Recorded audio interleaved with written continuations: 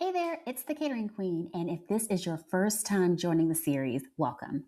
I am breaking down a full enterprise catering growth strategy that I built during a deep dive with a national fast casual brand.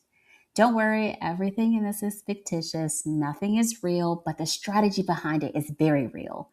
Instead of letting this work sit in a folder somewhere, I'm walking you through it step by step so you can see how catering actually gets built inside a complex restaurant system and so you can see how my brain works. If you haven't watched the first two videos, I would start there if I were you. We covered the starting point and the program vision. This video is where the strategy stops being theoretical and starts becoming operational. All right, let's level set for a second. When we looked at the starting point, this brand wasn't failing necessarily. Catering was already about 6.5% of sales, and the average order value was a strong $300. The net promoter score was somewhere around 74. So, not perfect, but room to grow. And demand wasn't really the issue.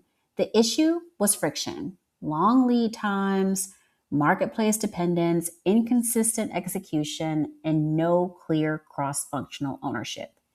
And in the vision section, we said something really important. We're not just trying to grow catering, we're trying to lead in affordable catering through strong value, simple, direct ordering, and reliable execution. But vision without structure is really just a bunch of words. So this slide is the heart of it all. This is where you either build an engine or you just keep running promos. There are three initiative buckets here: capacity, alignment, and digital. And that order really does matter. If you want to reduce a 22-hour lead time, you don't start by adding marketing. You start with capability. This is about asking, can the system actually support growth? So we built a catering playbook that isn't just documentation. It defines prep cycles, portion standards, build sheets, packaging, and handoff procedures. It reduces variability so that catering doesn't feel like chaos inside the restaurants. And again, so your general managers don't lose their minds. Then we integrate catering into onboarding, not as an afterthought, but more like a core revenue stream. If catering is meaningful to the P&L and L and to the bottom line of the business, it needs to be meaningful in training. When we talk about reducing lead times to 6 hours or improving guest satisfaction to 4.5 or 5, those are directional goals. They are scalable and ambitions. A national system doesn't transform overnight. So this could take a year depending on complexity. And I have seen it take that long. I did this for 20,000 locations across the country. But more highly engaged operators can definitely do it sooner, sometimes in as little as 60 days. Early adopters can really prove out the model and they can help you scale intentionally. This is not about ripping the system apart all the time. This is about building repeatable capability that compounds over time. Keyword repeatable.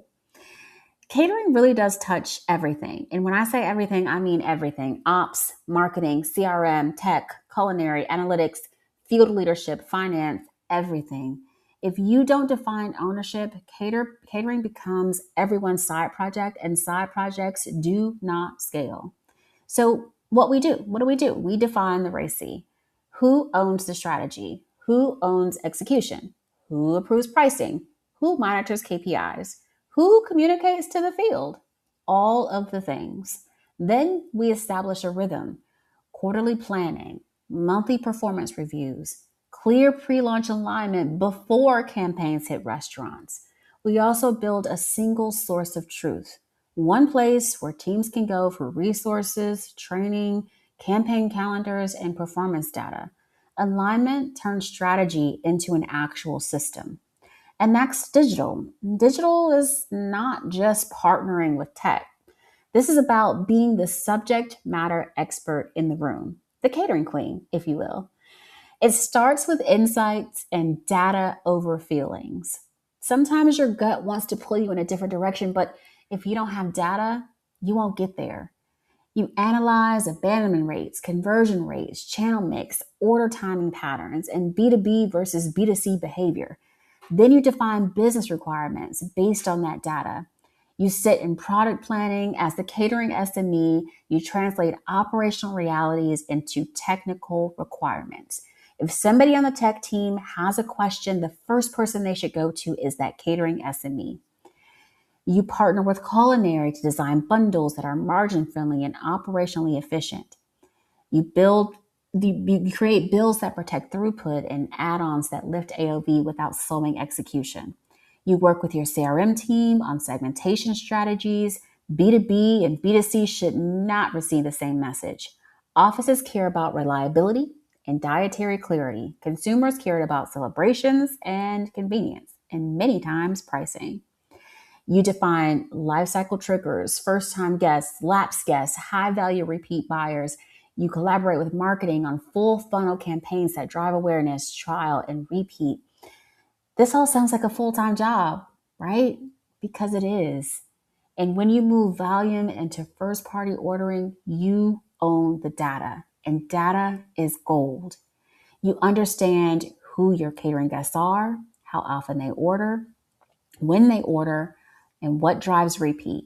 You are no longer renting your customer from a marketplace. You are building an asset. Capacity builds confidence. Alignment builds adoption. Digital builds margin and intelligence. And this is how you run catering like a business unit. Now, that engine is built. The next question becomes activation. How do we make this thing go? How do we show up across the calendar? How do we balance B2B and B2C moments? How do we protect margin while driving volume? In the next section, we're going to talk about that. We'll walk through the quarterly marketing calendar and the digital improvements that support it. This is where the structure we built starts driving visible growth. Stick with me. Until next time, it's the Catering Queen.